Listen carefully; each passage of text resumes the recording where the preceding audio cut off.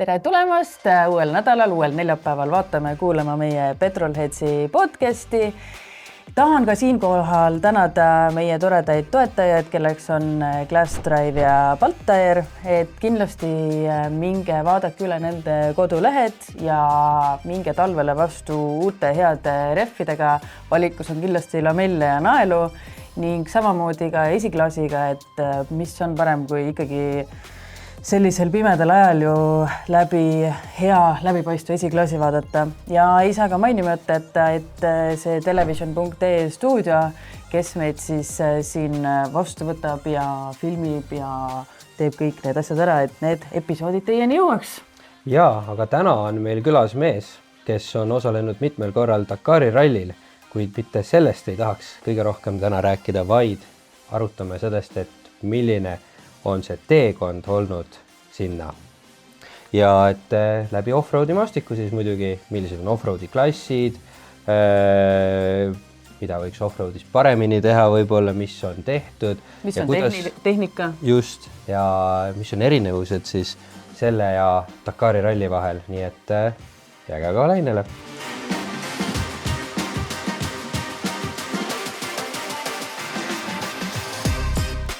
No tere, Urvo! Rõõm lõpuks sind siin ka näha, et nagu ma ütlesin juba sulle ennist, et minu arust oli väga äge kuulda seda, kuidas Dakari ralli katsete ülesõitudel oli just nimelt meie podcast see, mis teie aega aitas natukene veeta. Aga läheme sellest Dakarist ikkagi siis veel nagu tagasi kaugemale ja alustame äkki sealt, et kuidas sa üldse sinna automaailmasse jõudsid? Pikk lugu. Laias astus olin nagu ikkagi väga paljud noored poisid on autohuvilised, et mul oli juba väga noorest saadik meeldis nendest rääkida ja mängida ja mis iganes mudelitest alates juba ja siis ma arvan, et seal kunagi väga noorena veetsin isaga garaažis palju aega, kes meeldis autosid putitada ja siis mingi hetk ehitati mulle endale mingi väike pagi, millega ma sain ringi sõita, kaardiraami peale aiakäru ratastega niisugune aparaat Kawasaki mootoriga. Kas sind kaasati ka sinna nagu garaaži ellu või sinna selle pagi ehitusse, et said ise? Ja ma olin ikka seal juures aga ma nagu väga vist midagi kasulikku ei teinud, aga ma olin ikkagi seal juures ja lisaks oli mul ju vanaema ja vanaisa veel Elvas tegelesid autode värvimisega niisugusel ajal, mis oli väga haruldane tegevus. Ma saan aru, et nõukogude ajal oli üldse niisugune väga letialune kaup, millega nad tegelesid. Ka nende juures ma käisin, lapsepõlves hästi palju veetsin seal ka nagu garaažis aega, et kuidagi sealt see garaažide ja autode vahel ma olen ikkagi nagu väga olnud, kuigi mõtlen, ei ole nagu, mul perekonnas ei ole mingisuguseid ajaloolisi mingi autospordi või ütleme tehnika nagu sellised nagu tegevusi olnud, aga ma olen ikkagi seotud, kui sa ütled seda autole. Kaudselt ma olen kogu aeg seal kuidagi olnud ja siis ma olen ikkagi näinud niisuguseid asju pealt ja siis ütleme, et see nii-öelda ütleme, et enne 2000. aastate 2001. oli ta niisugune, ütleme, väga lai huvi erinevate autode vastu. Ma mäletan, mul olid need, mis olid need, vanasti olid need autokataloogid olid, kus sa said need aasta kokku, et oli mingi 97-98 aasta olid äkki need, mis mul olid nagu need põhiraamatud 2 tükki, mis mul olid, kus siis taga lõpus olid need autode kõik need mootori ja nimekiri oli andmed olid täielikult nagu eneke võimsus, see korralik kataloog oli kõikide autode mudelid sellel aastal, siis need olid mul küll täiesti nagu läbi töötatud kõik, et kõik, ütleme, et ma arvan siiamaani 97-98 aasta autode kilovatid ja kõik andmed on mul väga hästi peas, et mis siis toimus maailmaturul, aga ikkagi juba sealt ma ikkagi mäletan, et mul kuidagi need mingi pärast, et nagu maastikuautod olid alati kuidagi nagu rohkem silma, et igasugused Wranglerid ja Defenderid ja kõik sellised asjad olid kuidagi niisugused nagu, ma ei tea, südamelähedasemad, et võib-olla see on ikkagi see mingisugune, ma ei tea, maal, see lapsepõlves ma mäletan, üks kord oli mul isal oli töö, see oli ka väga oluline, näiteks mu isal oli vahepeal töö juures oli see Villis või see UAS 469 ja see oli vahepeal seis meil kuskil kodus töö juures või kodus, ma käisin seal, mängisime poistega seal sees kogu aeg ja vajutasime nuppe ja klõksutasime ja siis ükskord olime maal, siis kuskil läksime mingi sõitma sinna kuskile põllu peale ja jäime kinni sellega sinna kuskile mingisse kraavi. siis ma mäletan, et see oli mul nagu ka lapsepõlvest siiamaani meeles nagu mingisugune eriti ere sündmus, noh, et ma olin väga väike, aga ma mäletan, et see oli mingi hull möll oli, noh, et auto oli kinni ja kõik. Isa teadis, et te olete autoga sõitmas?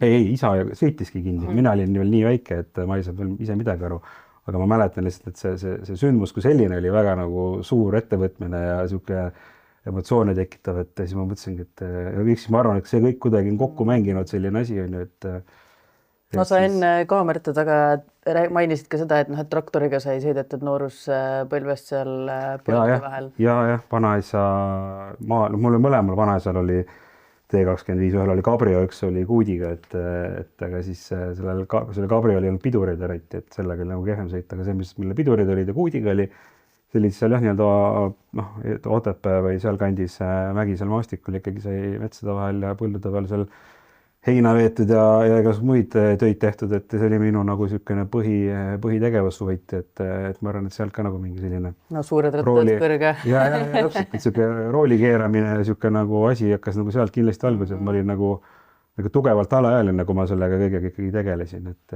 ja siis mingi hetk, kui ma nagu selle autosõidu sain nagu enam-vähem selgeks, siis ma seal iga kord, kui maale sai sõidetud, siis ma ikkagi alati hüppasin rooli, et sain mingi kruusalõigu, sain alati nagu ise sõita sinna ja tagasi, et see oli ka minu jaoks nagu nii-öelda highlight kogu minu elus, et nagu elasid selle nimel, et saaks maale minna, et saaks nagu natuke sõitagi autoga. Aga kui noh, see traktoritega sõitmise ajast ja kõik see, et noh, ma vähemalt mäletan, et noh, nendega tuli ikka kogu aeg olid mutrivõtmed asjad käest, tuli putitada, kas sind sinna ka nagu kaasa võeti, et näed, et poiss, et noh. Ja, eks ikka vanaisaga seal, aga meil oli põhiprobleem oli see mingi akude teema oli kaks traktoriga. Sellele akud olid kogu aeg tühjad ja vajasid laadimist ja teine asi oli see kummide pumpamine, et need olid niimoodi, et ta lihtsalt ikkagi nagu lekkisid mingi aja tagant, siis pidid jälle, ma ei tea, 100 pauku vahepeal käsid juurde panema ja siis sai jälle sõita natuke. See käsipõbaga päris mõnus. Et see ei olnud mingi kompressorid asju siis, et kõik oli puhas käsitööd. Aga jah, see oli see asi. Aga jah, ütleme, et siis nagu selline täitsa nagu algusest tagasi minnes, et aga ütleme, et see oli 2000 aastal, ma avastasin internetti ja leidsin need esimesed nagu Eesti Offroad klubi poolt korraldatud mingid maastikusõiduüritused ja siis samal ajal põhimõtteliselt mu isa hea sõber Priit ütles talle, et ta ostis ka mingi UASi, et nemad hakkavad nüüd Offroadi sõitma koos, pani mingi tiimi kokku ja esimene võistlus neil oli ikkagi 2000 aasta sügis.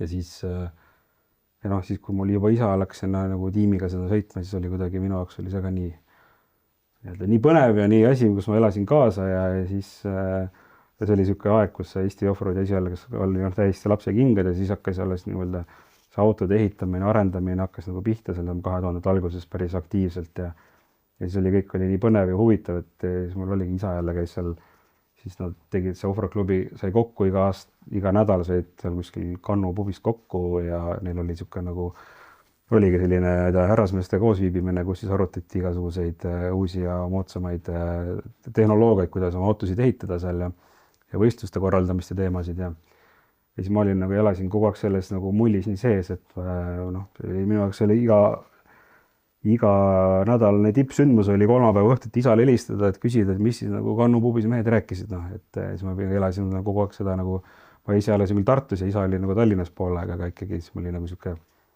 sihuke olukord oli ja siis ma elasin kogu seda asja nii raskelt läbi, et siis kui ma lõpuks olin mingisugune, mis ma olin 15 või? Mis asi oli 2003 umbes siis? Ei,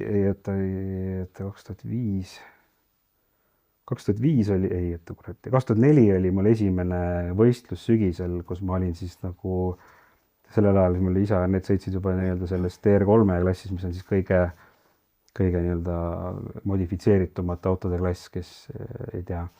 Et siis seal TR3-s meil oli siis niisugune Unimogi sildadega Niva ja BMW mootoriga ja niisugune korralik koll oli. Ja siis selles ma olin nagu vintsimees või siis see oli mu esimene võistlus nagu Offroadis, et see oli 2004 ja siis 16-aastasena siis? Ja siis 2005 siis kevadel keegi kuskil Offroadi foorumist kirjutas, et ta otsib endale mingit uut vintsimeest või kedagi ja siis ma loomulikult kirjutasin, et ma olen täisvalmiduses ja siis põhimõtteliselt sealt sain endale nii-öelda uue meeskonna, kellega ma siis, uue piloodi, kellega ma siis sõitsin mitu aastat koos, et käisime igal pool Venemaal ja igal pool mujal võistlemas, et see oli Urmas Lomp oli tema, et siis ma olin nagu, tema oli muidugi alguses suhteliselt šokeeritud, et mingisugune 17-aastane kutt tuleb talle ja siis ütleb, et tema teab, mida ta teeb, et aga pärast esimest võistlust ta oli väga rahul oma valikutega ja siis me nagu olime pikalt sõitsime koos. Ja kuule, räägi, mis see Vintsimehe, noh, nimest saan aru, on ju. Sa oled siis, kas teid on siis 2 autos või? Sõltub jah, seal on tegelikult osa, TR3-st täna on enam siis ikkagi 2, aga vanasti ja ütleme praegu ka mingis väiksemates klassides on ka 3, et sul ongi mõnes on sul nagu siis nii-öelda see ongi juht, siis on, ütleme, vintsimees, siis on kaardilugeja, lihtsalt mõnes autos on need nagu 2 ühes ja mõnes on need siis nagu eraldi või kuidagi niimoodi, et aga...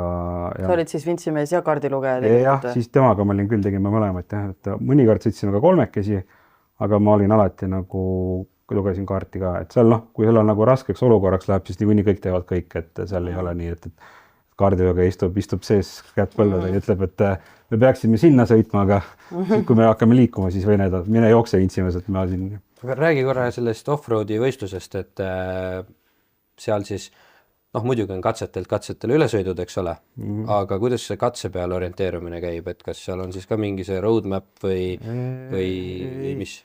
See on jällegi, vanasti oli selline jällegi kuidagi, nagu ikka alati, kõik oli ägedamad, minust oli vanasti palju ägedam, vanasti olid ikka sellised nagu 24 tunni võistlused, et see tähendab niimoodi, et sul oli ikkagi mõnikord see 24 tundi alanud sul hommikul kell 8, vaid see hakkas sul näiteks õhtul kell 8, et siis tähendab seda, et sa oled juba 1 päeva üleval olnud ja siis õhtul hakkab sul see kell tiksuma, et see oli, selliseid sõite oli ka, aga ütleme, et keskmine oli vanasti 24 tunni sõit oli, et laupäeva hommikul on start või reede õhtul on start ja siis sõidetakse ja siis see võistlus oli vanasti oli niimoodi üles ehitatud, et sul olid, said nagu koordinaadid, kontrollipunktid, kuhu sa võidid siis jõudma, ehk siis sa said nii-öelda võistluse stardis said lihtsalt mingisuguse, ma ei tea, 100 koordinaati, mille sa pidid siis, alguses pidid üldse endale sisse kuskil arvutisse toksima need koordinaadid, sulle tekiks mingisugune pilt, kuhu sa minema pead ja siis oli ka see, et igaüks sai ise valida siis nagu, mis strateegia ta teeb, et kust poolt hakkab neid punkte nagu korjama kokku ja siis saavad nii-öelda, aga põhimõtteliselt said ainult koordinaadi ja siis sa pidid nagu nii-öelda ise sinna parima tee leidma ja kõige tavaliselt tekkis seal mingi loogiline rada, aga mõnikord oli ka see, et üks tuli ühelt poolt ja teine tuli teiselt poolt ja kuidagi jõuti sinna punkti, et ja see on nagu mingid orienteerumised. Põhimõtteliselt orienteerumine oligi, vanasti oligi orienteerumine põhiasi, aga siis ühel hetkel hakkas ka nagu meil nii-öelda, see oli hästi vana jutt, mis ma räägin, et see on mingi kala 2000-ndate jutt, et ma just praegu mõtlesin, et seal võis saada probleemiks see, et hakati sõitma üle põldude ja metsad. No see oligi nüüd, täna ma ütleks, et täna on see asi ikkagi palju rangemalt reglementeeritud ja piiratud ja täna ikkagi ongi, ütleme see, mis sa mainisid, selline rohkem katsete formaat, et sul on nagu katse muidugi ei pruugi olla selline, et on ainult orienteerumine, katse võib olla mingisugune, et sõidad mingit track'i pidi, pead sõitma kiiruse peale läbi või siis on näiteks siis ongi need punktid otsimised ja mõnikord on punktid on üldse aetud niimoodi, et sa pead nagu punktid on küll ühes pesas, aga sa pead sealt läbima nagu mitte nad nagu järjestikus ja sa pead kuidagi ainult niimoodi segi läbi, et sa pead käima, sa igas mingi väikse ala peal kuskil karjääris on pandud punktid ja sa pead nad läbi käima. Et kõik sellises, et kõige tavalisem on ikkagi see praegu, et sul on virtuaalsed punktid ja siis sa pead sinna jõudma kohale läbi lihtsalt seal sõitma, sa ei pea seal midagi koha peal tegema, et vanasti pidid seal pildi tegema fotokaga ja tõestama, et sa oled seal käinud, aga nüüd on nagu GPS lihtsalt loeb ära, et sa oled seal käinud ja siis on selle nagu ringi kätte. Aga see osa, et sa ütlesid, et sa läksid sinna vintsimeheks või et otsiti lihtsalt seda vintsimehest, aga kui palju sa näiteks osalesid selles, ma ei tea, mingis üldises tiimitöös, et kui oli see autode ettevalmistus või üldse, sa ütlesid, et see oli BMW mootoriga, et miks BMW mootor just valiti, et kas nagu sa selles osas ka osalesid või see oli siis selle nii-öelda autoomaniku või juhi? Jah, ütleme niimoodi, et siis kui ma selle 2005, kui me selle Urmasega hakkasime selle siis me sõitsime seda TR1, siis oli see Eesti kõige sellisem vähem ümberehitus lubatud klass, et seal ma ikkagi aitsin alguses kaasa igatepidi öelda. Me auto ettevalmistamisel ikka tegime päris palju koos, et mis iganes hooldust oli vaja teha, et seda sai ikkagi ise tehtud, jah. Et ei olnud niimoodi, et lihtsalt palgati sest inimene seda tegema ainult võistluse ajaks? Sellist, ei, ta oli ikkagi nagu selline, ütleme, hästi niisugune rahvasport, et see on ikkagi iga mees ikka putitas ise oma tehnikat ja siis ongi lihtsalt, et kes oli rohkem nii-öelda leidlik ja või kellel rohkem võimalusi, need tegid siis mingeid ägedamaid asju ja kellel ei olnud, siis need tegid, mis käepärast vahenditega said ise hakkama. Aga ei, see off-roadi maailm oli alati hästi selline nagu rohujuure tasandi nagu sport, et ei olnud mingisugust sellist hullu meeskondasid või mingisuguseid siukseid. Jah. Ja sinna sisenemislävi on tegelikult ju väga kättesaadav, et sa võtad sisuliselt selle, mis iganes kõrgema 4-rattaveolise auto, paned mudarehvid alla ja oledki TR1 klassis juba igati okei. Võist. Vanasti oli jah nii, aga nüüd on kuidagi ikkagi nagu, et peab ikka ehitama. Peab ikka vaeva nägema, et see seal ongi see probleem, et esiteks ei tule praegu väga peale neid nagu nii-öelda uusi, poest ei tule väga palju, sa ei lähe enam poest ei osta mingit, sest sa ei müüa enam poest midagi väga, sa okei. Uue, ma ei tea, Defenderi ostad, aga sa ei lähe sellega võistlema, et vanasti ikkagi, ütleme, aastal 2000 sa said veel poest osta endale igasugused ägedaid autosid, et täna sa ei saa neid enam osta, et see on üks probleemi koht, et kõik need autod, mis on justkui nagu, millega saaks nagu off-roadi sõita, on reeglina juba üsna vanad. Siis sa pead nagu, sul on vaja juba nagu nendega vaeva näha, et kui sa ostad mingi tänapäevas auto, siis sellega ei ole sul nagu ikkagi väga midagi teha. Need on nagu elektrit nii täis ja igasugused andureid, et need lähevad nagu kohe lolliks, kui natuke vett või... No, ma kuulsin, et see Dacia Duster, et sellega saab... No siin on igast mehi on, et Raiko Oosmas proovis ka Audi mingi A4-ga siin ükskord sõita, et nagu kõike saab teha, aga lihtsalt... Küsimus on palju vintsida viitsid, jah? No jah, vintsida ja et ega see kaugel ei sõida ka, et sul ikka ka sidurid libisema ja kõik asjad nagu, et see nagu ei toimi, et tegelikult ongi see, et täna nagu off-roadi mõttes nagu see algtaseme mõttes kõige nagu turvalisem valik on ikkagi mingi Suzuki Jimny, et need on nagu esiteks palju saadaval, üsna odavad ja üsna hea nagu baas nagu nii-öelda asjaga, et... Kas on enam palju saada või?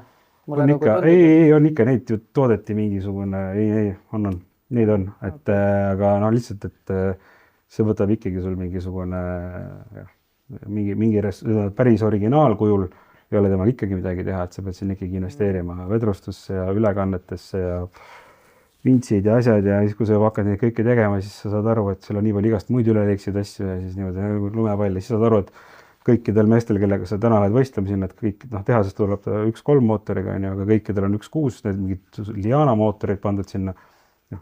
Väga suur vahe on, sul on nii väike auto, see 20 kilovatti, see on nagu öö ja päev laias vastus. Tegelikult see on vist igas autospordis niimoodi, et nii-öelda tundub nagu see entry level oleks põhimõtteliselt tänava auto, aga tegelikult on kõik konkurendid on juba modifitseerinud neid autosid.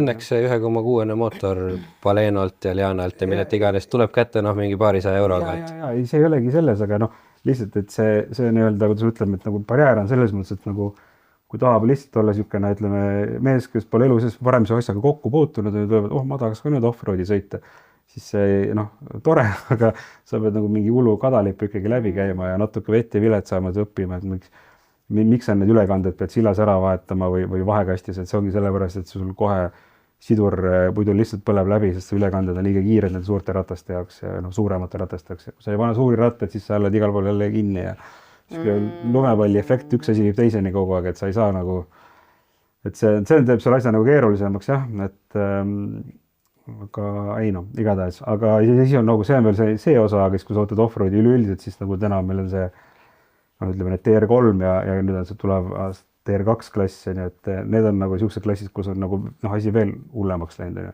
et seal nagu sa pead ikkagi olema reaalne insener, et kes suudab seda nagu toota, seda autot,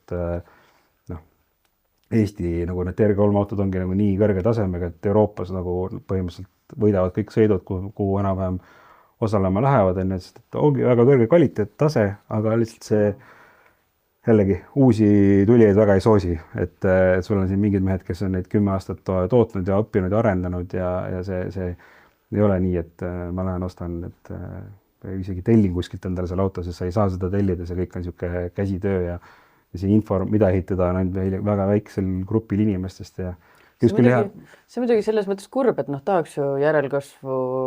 Kas see siis inseneeria, mis siis need kõrgetasemeliselt 10 aastat õppinud on selline nagu, ma ei tea, eestlasel see seenevõtu või korje koht, et seda nagu ei jagata siis edasi väga... Mis ikka jagatakse, kui kuuled küsida õiget moodi, aga elu näidame, et siin tulevad mingid uued noored mehed peale hakkajad, aga sul on rind kummis, et ma tean kõigest kõike ja ma siin chat GPT-ga rääkisin, et kuidagi nii tuleb ehitada ja noh, siis kuna ta on nagu, kui need uutel meestel on nagu ring nii kummis, no siis vanadel ütleb kohe, no aga mine tee siis. See elu näidanud lihtsalt, et siis ei tule midagi jälle, et millegipärast ikkagi kogemused maksavad natukene, aga jah. Ma olen käinud vaatamas mõnda sellist autot, et kuidas seal on kõik vahekasti korpused on CNC-s välja freesitud ja kõik need käänmiku kordistid või mis need liigutavad allapoole need punktid ja ulmeline töö ikkagi, kõik see toruraamidel prototüüpautod lihtsalt, mille kui sa tahaksid sisse tellida teenusena, võiks 200 000 kulutada ära, nii et silm ka ei pilgu. Ja ongi nii, et põhimõtteliselt, et see alla 100 000 ikkagi nagu näljalt ei ehitada enam sellist nagu väga konkurentsivõimelist autot, et nagu kõik nagu kahjuks lähevad alati need asjad niimoodi käest ära. Minu jällegi argument on see, et me oleme lihtsalt lasknud jällegi off-roadi ühe suure asja käest ära, me oleme kogu selle SSV ja kogu selle UTV maailma kuidagi lasknud kuhugi täitsa, nagu seal on tegelikult olemas ju terve hunnik inimesi, kes täna on võimelised ja tahaksid osta endale nii-öelda maastikukõlbuliku sõiduk, et sa saad sellega sõita, aga neil ei ole nagu sellist head, ma ei tea, rada ei ole nagu õiget või reegleid ei ole selged või nad on nagu niisugustes nagu no man's land, et neil ei ole mingit nagu väljundit. Mis see SSV on? No nagu Can-Ami need niisugused pagimoodi asjad on ju, et nendega... Neid ju tegelikult on päris palju olemas, aga nad sõidavad minust praegu mingit rallisprinte isegi. Nalja teevad, jah.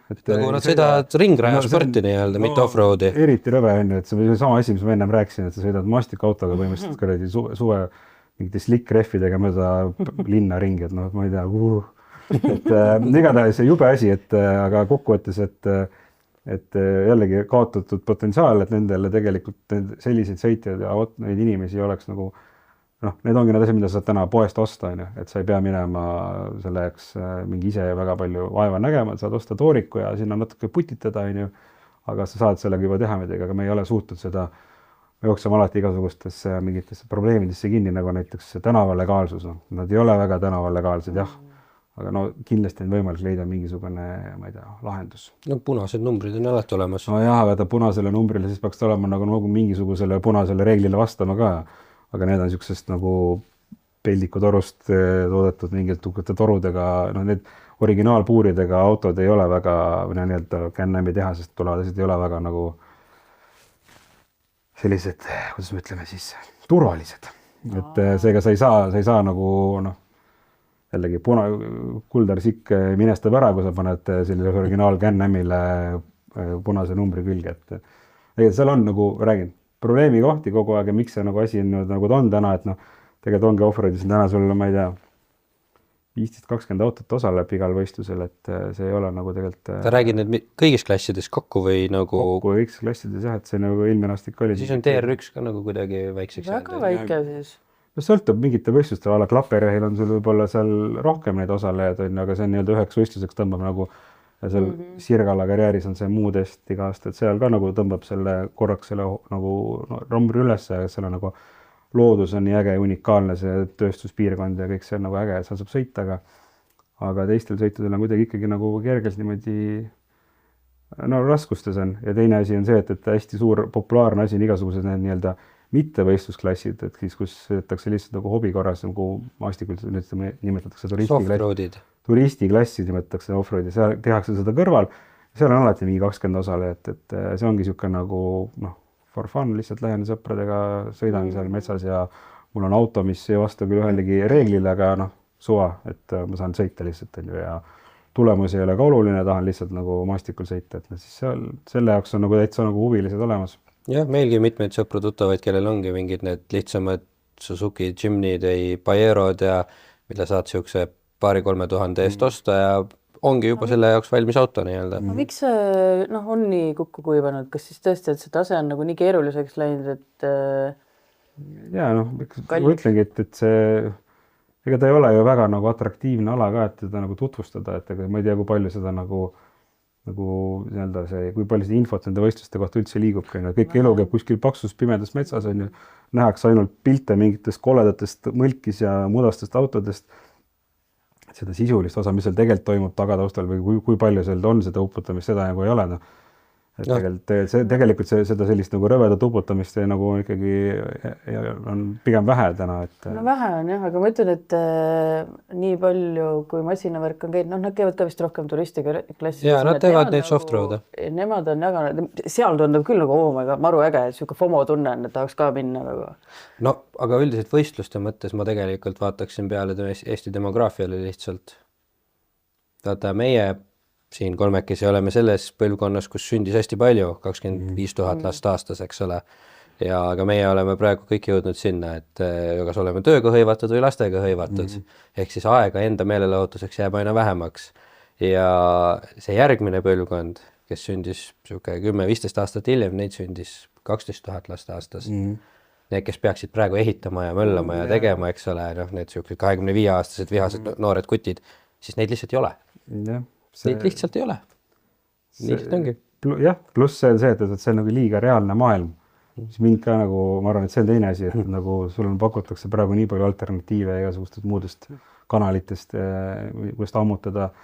See ei peagi nagu reaalselt mudas olema, sa võid virtuaalselt olla mudast.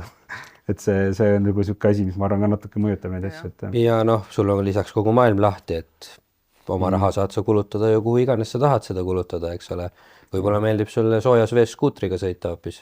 Ja seda ka, et sul on alternatiive on nii palju, mida kõike teha. Sinul seal Tartus ja Elvas ei olnud omal ajal selliseid võimalusi, sest sul oli traktor ja pagi, eks ole, et üks alternatiiv olnuks siis lihtsalt mootorratas.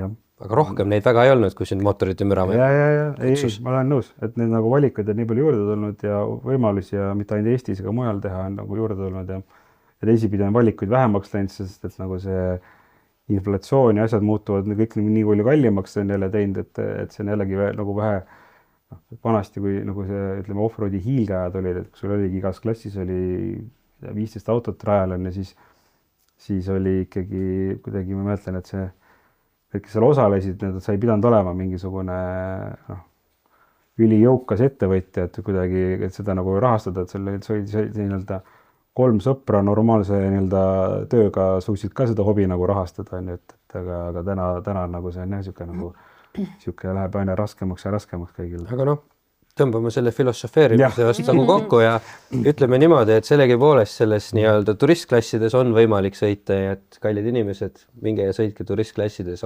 off-road on äge. Ei, see on päris. Ühes ja 2 ja 3 saab ka vabalt sõita, see tegelikult on lihtsalt õigete inimestega nõu küsida, aidata.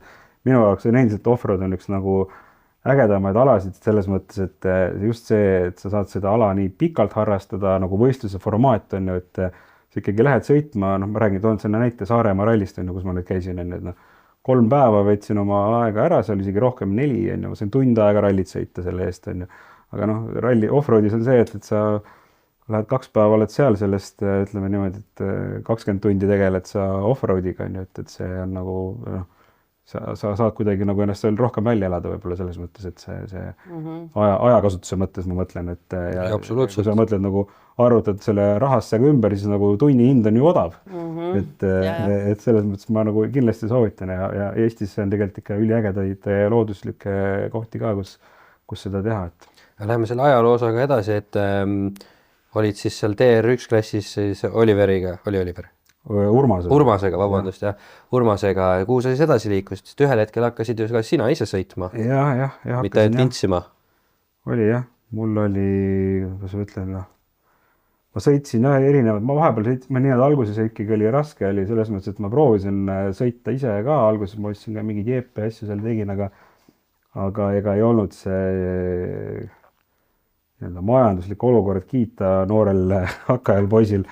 Siis pidin ikkagi ühel hetkel võtma reaalse otsuse vastu, et pidin ikka natuke tõsisemalt seda tööd ja seda tööd hakkama, seda teekonda käima ja siis ütleme siis mul oli siuke võib-olla paariaastane paus seal vahepeal, ütleme 2000 ja ütleme, et ma võistlesin siuke vintsimehena võib-olla aastani 2000, ütleme, ma ei tea, 9-10 äkki ja siis oli siuke paariaastane paus ja siis ütleme mingi 14-15 hakkasin nagu uuesti ise sõitma siis ja siis pärast seda ma põhimõtteliselt ei olegi nagu seisma jäänud, et kus sa siis ise sõitma hakkasid? Millega, mida? ikkagi Eestis alguses oli ka ikkagi seda TR1 sai natukene veedetud, aga siis see tundus nii igav juba, et või no kuidagi, ma ei tea, oli sihuke, et on juba tehtud ka seda natukene. Ja siis ehitasin selle ühe kolli valmis TR3 on ju, siis selle müüsin ära, siis sõitsin uuesti, see oli vahepeal mingi vaba klass oli meil, see on, viitsi sinna üldse minna, see klasside nimetus on sihuke segane, et päeva lõpuks on kõik pealt tavalisele inimesele kõik samasugused autod. Kõik suured mudakollid. Jah, aga siis ma sõitsin seda vabaklassi natukene aega paari erineva autoga ja siis ehitasin veel ühe kolli ja TR3 ja siis... Ise ehitasid? No jah, ei no, jah, ma olin rohkem, ütleme, projektijuht, et aga jah, et põhimõtteliselt... Aga sa mõtlesid välja, et ma tahan umbes sellist, et ma tahan, et oleks see mootor, see kast, see vahekast, need sillad, need ülekanded, et selle kõike, et siis lihtsalt nagu keegi keevitus selle... No jah, põhimõtteliselt jah, et seal oli, aga no ma ikkagi proovisin nagu tollel hetkel ikkagi kopeerida juba olemasolevaid. Aga mis tehnika sa läbi käisid, et nagu vahepeal oli väga populaarne BMW V8, siis muutusid LS mootorid populaarseks, siis tulid need Volvo ja Fordi Duratecid, Mazda Duratecid, siis mingid, kes on just Evo mootorid kasutanud, et mis asjad kõik sina läbi käisid? No jah, see kõige esimene, mis ma ehitasin valmis kopeerisin jälle ühte Eestis toimivat lahendust, oli Honda see K24 lihtsalt vabalt hingav. Siis see teine, siis ma ostsin ühe valmis TR3, too oli juba LS3 oligi. Siis tegin geniaalse lükke, mida ma arvan, et üheski teises autospordialas ei juhtu, et LS3 sai otsa. Ja mõtlesin, et teen mootori swapi, et panin sinna K24 Honda asemel hoopis, siis võtsin 6,3 liitrise või 2 liitrise V8 ja selle asemele panin siis 2,4 liitrise Honda mootori, et see oli geniaalne otsus. Tagantjärgi mõtlen ise ka, et ma ei tea, mis mu peast tollel hetkel toimus, aga igatahes see tehtud sai, siis tolle autoga tegime vist 1 või 2 sõitu ja siis saime aru, et okei, leidib pii. Siis tollest saigi alguse nagu selle viimase TR3 projekti nagu põhi, et sealt ma võtsingi sillad, käigukasti ja vahekasti vist ja mootori, siis ma läksin jällegi mõtlesin jälle olen geniaalne, mõtlesin, et leidsin selle GM-i 2-liitrine, mis ta nüüd on, Ecotec mingisugune, aga igatahes 2-liitrine turbomootor oli ja rida 4 ja siis ta oli otse vritsega. Nagu numbrid olid väga ilusad kõik seal, need väändegraafikud hästi madalad, nagu meil on vaja ja selline, aga ega ma seda normaalselt, seda otsevõrdselt ikkagi lõpuks käima ei saanud, et ostsin 3-4 erinevat aju ja igasuguseid ägedaid süsteeme lobati kokku ja et siis lõpuks ikkagi vahetasime tolle tava pritse peale üle ja siis saime ta nagu normaalselt tööle. Aga selleks ajaks, kui ma selle auto juba sain lõpuks tööle, ma juba loobusin sellest off-roadi tegemisest, mõtlesin, et sõidaks ikka nüüd rallireidi, et teeks midagi muud, et mul ei viitsi enam sinna, sest mul ajas tegelikult, nagu ma ütlesime, see arendamine, aretamine, see ositas mind nii ära, et ma ei ole nagu ise kindlasti nii kompetentne, ütleme, insener, kes neid asju välja mõtleb, et proovisid seal oma talupäeva mõistusega mingeid asju, aga ma olen seda mujal ka kuulnud, et kui sa nagu nii kaua see ehitusprotsess käib, siis see lihtsalt see motivatsioon või see õhin nagu kaob ära selle sees. Ja siis need tüübid, kes selle nagu ära ostsid, et need said sellega ilusti mitu aastat järjest sõita ja täitsa edukalt, et võitsid siin ja olid nagu väga tublid, et selles mõttes, et nagu kokkuvõttes auto läks nagu lõpus õigesse kätte, auto sai nagu enam-vähem hea ka ja siis aga sellel hetkel kui ta hea sai, siis mul oli juba õlleks nagu sihuke... Aga ma saan aru, et sinu tehnika ja selles mõttes midagi seal väga palju ei muutud? Ei, see suht sarnaselt. Nii et sinu inseneerimise mõtted olid tegelikult lõpuks väga head, et kui nad esikohal osa... Ja, ei, nad seal ikka olid, sõitsid väga hästi, aga eks seda on inimestes ka kinni, kes sellega sõidavad, et aga need saare poisid olid väga tublid. Nii, ja siis aegades, aga mul oli hakkas seal ühel hetkel hakkas nagu see kuidagi kripeldama, viskas see auto nagu ehitamine tugevalt siivrisse. Ja siis ma mõtlesin, et kuna mulle nagu nii kogu aeg meeldis selline kiirem sõit, ka off-roadi mõistes alati igasugused kiiruslikumad katsed olid mul alati nagu hingelähedsemad, siis mõtlesin, et ralli reedel. Mis kiirus üldse need off-road autod nagu maastikul arendasid? No ei, see sõltub ikka, aga eks nad ikka mingi sihuke 103-40 jooksevad ikka välja, kui vaja on. Said ka kuskil katse? Selles mõttes mingi katse ongi, kus see sa peadki ikka saad, aga no ütleme, et see on nagu selline, enamus aega Eestis on muidugi kiirus piiratud, et see on jällegi, et 70 on meil nagu enamus katset piiratud, siis ongi alati hästi palju draamat selle üle, et mõnel lõigul nagu ei olnud kiirusepiirangut, sest et see oli kuskil ala, ei olnud väga avalik tee, siis mõne koha peal jälle oli. Siis on kogu aeg see vaidlus, et kes kui palju kuskil kiirust ületas ja et see sihuke never ending, et selle tõttu mulle ka see kiirusepiirangutega sõitmine nagu natuke väsitab, et sa tahad ju võidu sõita ja siis on mingi kiirusepiirang jälle, et see on sihuke kogu aeg tegele selle muidugi ma ei kujuta seda ette, ma ei ole vaata nendest katsetest näinud või sellistest kohtadest ühtegi videolõikega pilti, kus siis üks offroad jaamad või saab aega sõita juba. Ja, et ma olen ainult neid näinud, kus on auto on mingi pooleldi kuskil mudas on ja mingi vend ronib uksest välja aklast välja, siis kõhuni mudasse ja nüüd läheb vintsi ross käes. Need teed on ka mingid kitsad metsateed ja kus ei, see on, ma räägin, see on väga äge. Sa satud õigesse kohta õigel ajal, siis sa oled väga ägedaid kogemusi, et selles mõttes, et see kiiruse osa on olemas teil täiesti.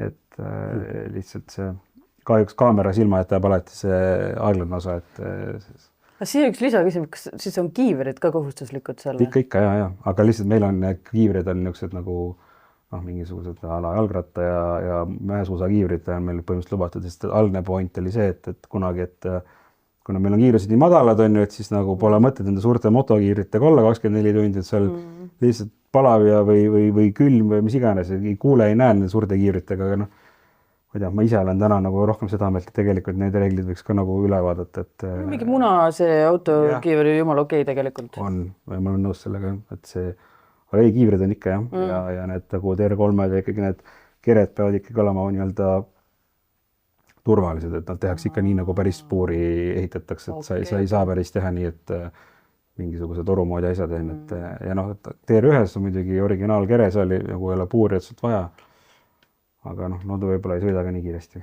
No väga huvitav igatahes. Aga no igatahes tasub otsida neid videosid välja, ma olen ikka, mõned ikka aega-ajalt levivad ka, kus need autod seal põllu peal ikkagi 100+ sõidavad ja siis tuleb kraav vahele ja siis kuidas auto põrkab sellest kraavist lihtsalt lennuga. Et need on kihvtid asjad. Aga räägi nüüd, sa ütlesid, et siis sa läksid sinna rallile.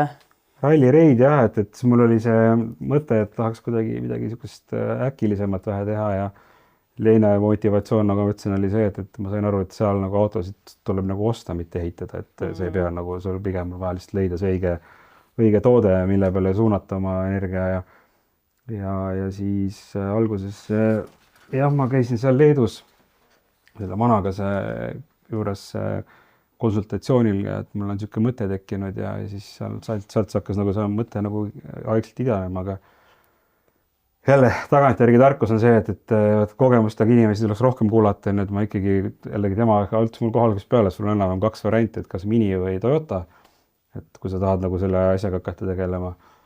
Ja siis ma leidsin X-Raid on see meeskond, kes toodab nagu Dakari on hästi palju. See on üks Saksa meeskond, kes on põhimõtteliselt Audi selle kogu projekti taga oli ja nii edasi.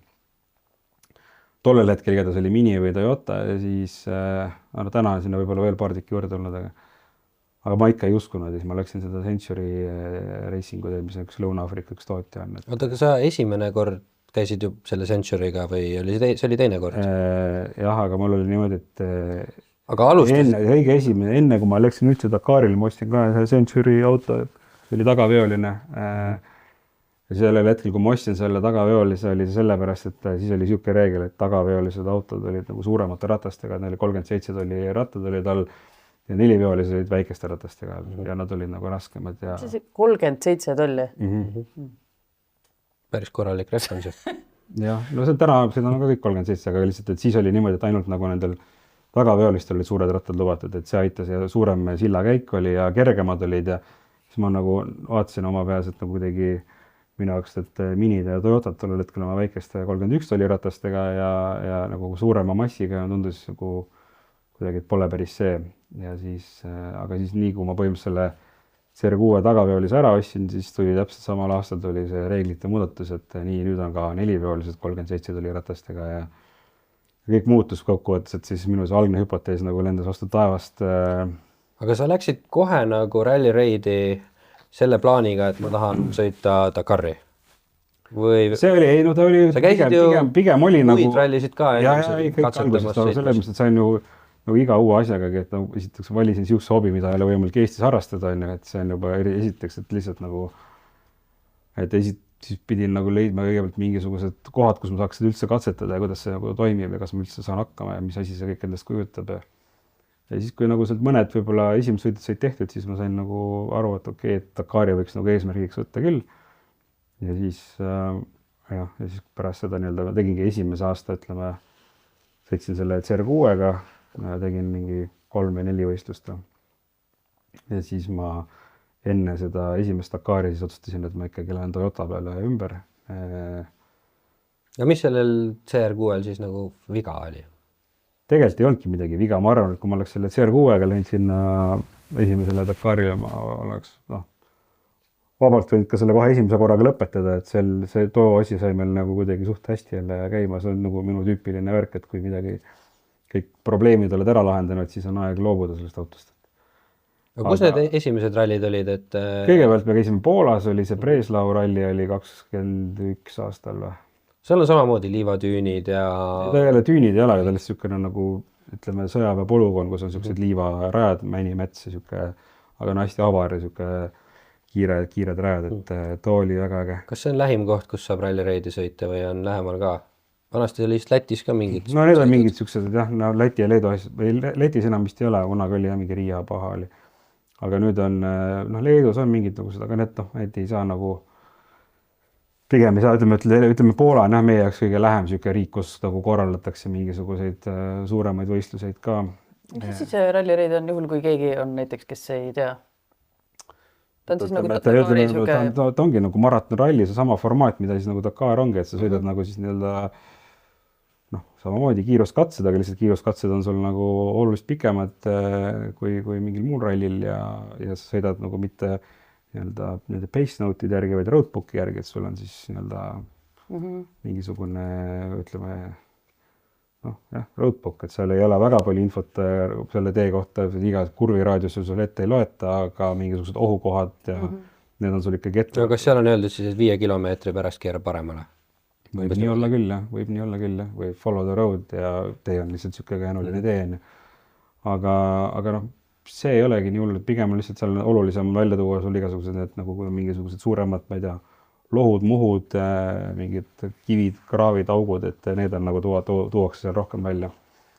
Et see on rallireid jah, et siuke keskmine, ütleme, Euroopa sõitudel on siin võib-olla siuke 150 kilti keskmine katsepikkus on ju, aga jah, siis nagu seal lähed sinna nagu päris rallireidi maailma, siis seal on ikkagi alla 300 kilomeetri ei ole ühtegi katset. Oota, Euroopas ka 150 kilomeetrit katset? Nojah, et see on oma, Breslaul on ka, see aasta oli ka, et siuke 100 pluss on iga päev. Nii-öelda tavalises mõttes Eesti rallimeistrivõistluste terve kogu pikkus on see üks katse siis? Kogu pikkus ühe utiga jah, et see on tavaline nähtus. Ütlemegi, et sama Breslau, et seal on siuke 1000 kilti on see 5 päeva nagu see katsepikkus, mis sa sõidad ära seal umbes. Okei, 5 päeva on siis üks ralli? No see oli jah, 5, et mõned on lühemad, mõned on pikemad, et sul on jälle erinevad tüübid, et sul on nagu see maratonralli, mis on siis nagu reeglina on selline vähemalt 5 päeva kestev üritus või siis on nagu paha tüüpi, et need on niisugused nagu 2-3 päevased sõidud, et need on niisugused lühemad. Niisugused maailma üks kuulsamaid on see Paha 1000, eks ole? Nimi on jah sama, aga tegelikult meie mõttes formaat on teine natukene, Paha 1000 on hoopis teine loom. Et seal sõidetakse nagu 1000 miili ja sõidetakse non-stop nagu, et vahetavad juhte vahepeal, et too on ka üks väga haige asi, mida ma olen mõelnud. Aga tehnika on seal sarnane või? Ei ole, absoluutselt teine asi. Nad sõidavad need trophy-truckidega selle, see on Ameerika maailm, see on täiesti teine maailm, et ma see aasta Dakaril rääkisin selle Toby Price'iga, kes on sõitnud seda trophy-truckidega seal seda Paha 1000, et nagu ongi sellised autod, et nad on mingi 1000 hobujõudu ja 40 tolli rattad ja mingid täiesti julmad sillakäigud ja need on need, millest on need videod, kus üks auto sõidab maantee peal ja filmib teist autot, mis kõrval sõidab maastiku peal. Siuke 150 kilomeetrit tunnis ja siis vaatad, kuidas rattad käivad üles-alla, aga kuut püsib paigal nii-öelda. Mis siuksed ongi jah, ja siuksed, aga nendega lihtsalt on neil nagu see nii-öelda handling või kurvi nagu osa on nagu väga halb. et noh, neil on põhimõtteliselt niisugune point and shoot, et lihtsalt keerad kurvi ära ja siis otse hoiad peal nagu, et selline... Aga väga meelelahutuslik, vaatad kurvis, kuidas rattad tõusevad õhku niimoodi. Ma muud moodi ei oska kaasa rääkida kui see, et noh, et arvutimängus olen aru saanud, et keerata soonetega. No täpselt, ei saa korrata ja siis noh, igatahes nende autodega nagu hästi lihtne sõita, et üldiselt nagu nad andestavad sulle igasugused asjad, et kõik kivid ja kännud ja mis iganes sulle sõidad. Igatahes see on see paha 1000 teema, aga meil on hästi paha, meil on niisugune tavaline maratonralli, siis meil on niisugune ultramaraton nagu see Dakar on, mis on niisugune 2-nädalane võistlus. Aga noh, Dakar on selles mõttes niisugune veits teine loom, et ta on nagu ainult selline üks üritus aastas, et selline, et vanasti oli ka mingi Silkway ralli oli Venemaal, aga see nüüd on kaugel Venemaal. Kuule, aga ma arvan, et siin on hea otsad kokku tõmmata, et täpselt jõuame järgmise episoodiga Dakari ja täpselt, kuidas see üleminek toimus ja nii edasi. Ja, jõuame kiirete sõitude juurde. Et aitäh sulle selle nädala eest, väga mõnus kuulamine oli, sai natuke off-roadi kohta rohkem teada, aga kuulaja vaataja sai teada, vabalt võib täiendada mingeid asju kommentaariumis on, kui on.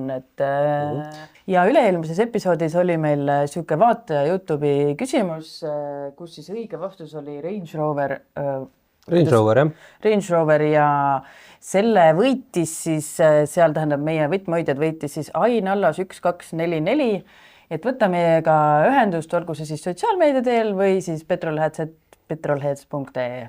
Ja tänasest episoodist on meil ka teile küsimus ja meie küsimus on siis väga lihtne. Mitu korda on Urvo Männamaa osalenud Dakari rallil? Ja mida meie veel oskame öelda on see, et praegu on viimane aeg hakata mõtlema refivahetuse peale, nii et vaadake baltajer.ee.